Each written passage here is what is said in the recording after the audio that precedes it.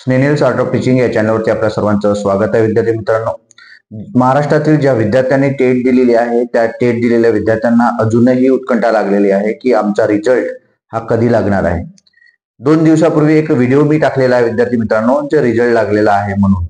परंतु तो रिझल्ट लागलेला जो व्हिडिओ टाकलेला आहे त्या ठिकाणी जी बातमी होती प्रभात पेपरची आणि ती पुणेची बातमी होती, जी ऑथेंटिक बातमी होती, त्यात 1 तारखेला मी व्हिडिओ टाकलेला. त्यावरती खूप विद्यार्थ्यांनी कमेंट दिलेली की सर रिझल्ट लागलेला नाही आणि आपण कसं काय बोलताय.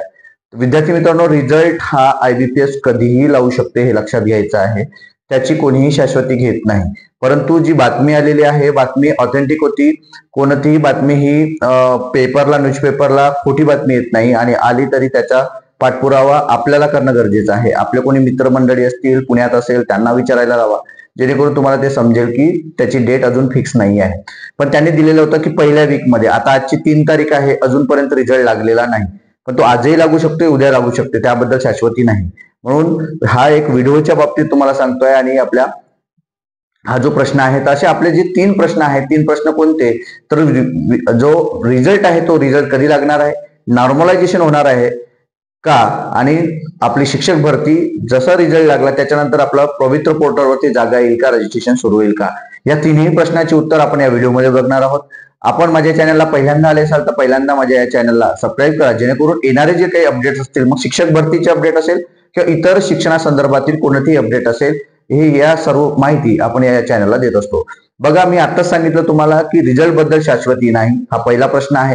रिझल्ट बद्दल शाश्वती नाही म्हणून त्यांनी काय म्हटलेलं आहे की पहिल्या वीकमध्ये आम्ही लावू, कारण रिझल्टची सर्व तयारी झालेली आहे, फक्त डिक्लेअर करायचं राहिलेलं आहे, बाकी सर्व ओके झालेलं आहे, हे लक्षात घ्यायचं आहे. जे पुण्यात मित्र आहे, जे स्पर्धा परीक्षा करत आहेत, ज्यांनी डीएड सुद्धा केलेला आहे, ते मित्रमंडळी आपले पुण्यात राहतात, त्यांच्या माध्यमातून आपण जेव्हा पाठपुरावा केलेला आहे त्यावेळेला आपल्याला ही सर्व माहिती कळलेली आहे की रिझल्ट तयार आहे. आणि हे त्या आपलं महाराष्ट्र राज्य परिषद पुणे यांच्या माध्यमातून आपल्याला सर्व गोष्टी काही प्रमाणात तरी माहीत होत असतात, हे लक्षात घ्यायचं आहे. दुसरा बाब आहे नॉर्मलायझेशन. IBPS ने तुम्हाला माहिती आहे 5 ते 6 दिवस पेपर चाललेला आहे. मग त्यामध्ये 2-2 शिफ्ट आहेत. मग या शिफ्ट कधी लो आणि कधी हाय क्वालिटीच्या होत्या. आणि आपल्याला सर्वांना माहिती आहे की यामुळे काय होते की जेव्हा जेव्हा SSC असेल किंवा इतर कोणतेही पेपर म्हणजे त्या घेतलं जातं त्यावेळेला ते नॉर्मलायझेशन केलं जातं. म्हणून IBPS माध्यमातून घेतलेले जे पेपर आहे आणि हे टेटचा पेपर आहे, नॉर्मलायझेशन होणार आहे. कोणाची जी शिफ्ट असते ती सोप्या पद्धतीचे प्रश्न असतात, कोणाची काठीण्य पातळी जास्त असते, त्यामुळे नॉर्मलायझेशन होणं गरजेचं आहे आणि ते नॉर्मलायझेशन होणारच आहे, हे सुद्धा लक्षात घ्यायचं आहे विद्यार्थी मित्रांनो. हा तुमच्या दुसऱ्या प्रश्नाचं उत्तर. तिसरा प्रश्न आहे शिक्षक भरती. शिक्षक भरती होणार आहे का यानंतर? लक्षात घ्यायचं आहे, जागा खूप साऱ्या रिक्त आहेत. जरी मराठी शाळा बंद होण्याचं असं तुम्हाला एकीकडे दिसत असेल, समूह शाळा एकीकडे दिसत असेल, असे तुम्हाला GR दिसत असेल, अधिवेशनामध्ये तो मुद्दा घातलेला आहे, संच मान्यतेचा मुद्दा आहे, ह्या सर्व बाबी आपण विचारात घेता विद्यार्थी मित्रांनो मराठी शाळा बंद होणार नाही हे लक्षात घ्यायचं आहे.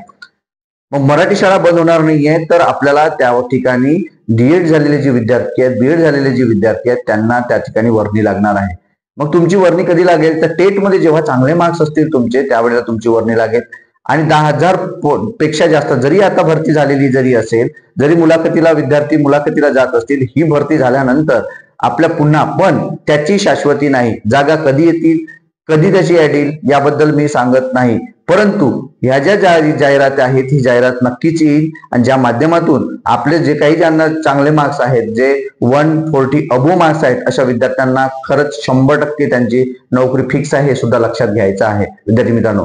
त्यातही जे कॉम्पिटिशन आहे ते कॉम्पिटिशन कमी असणार आहे, कारण जे विद्यार्थी जे आपले ज्यांनी जे फायनल इयरला आहेत म्हणजे सेकंड इयरला आहेत, मग डीएडला असेल किंवा बीएडला असेल, त्यांना सुद्धा टेट देता आलेली आहे. असे विद्यार्थी जर आपण सोडले, कारण त्यांचे रिझल्ट अजून पेंडिंग आहेत, असे विद्यार्थी जर आपण सोडले तर आपला त्या ठिकाणी फायदा होणार आहे. जे गेल्या 5 वर्षापासून 10 वर्षापासून डीएड होऊन बसलेले आहेत, ज्यांनी टेटचा चांगला अभ्यास केलेला आहे, ज्यांना चांगला स्कोर येणार आहे, त्या सर्व विद्यार्थ्यांना या ठिकाणी नोकरी लागण्याचे चान्सेस आहे, संधी आहे.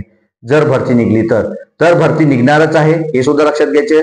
ज्याप्रमाणे 17ची भरती झाली, ज्याप्रमाणे 22ची भरती झाली आणि आता ही येणारी पण भरती होणार आहे. आणि आपल्याला सर्वांना माहिती आहे, आपण जर कधी आपल्या मित्रांना जर विचारलं की ज्यांनी डीएडचे फॉर्म भरले असेल तर विचार करा, 2008, 2009, 10चा कालखंड हा डीएडचा जसा होता तसाच कालखंड हा पुन्हा येईल असं वाटत आहे. कारण ज्या डीएडचे जे काही गव्हर्नमेंट कॉलेजेस आहेत त्या कॉलेजची जी टॉप लेवल आहे. म्हणजे काय, पर्सेंटेजची कट ऑफ जर आपण पाहिला तर 70 अबो 75 अबो विद्यार्थ्यांचे नंबर त्या ठिकाणी पहिल्या लिस्टमध्ये लागलेले आहे.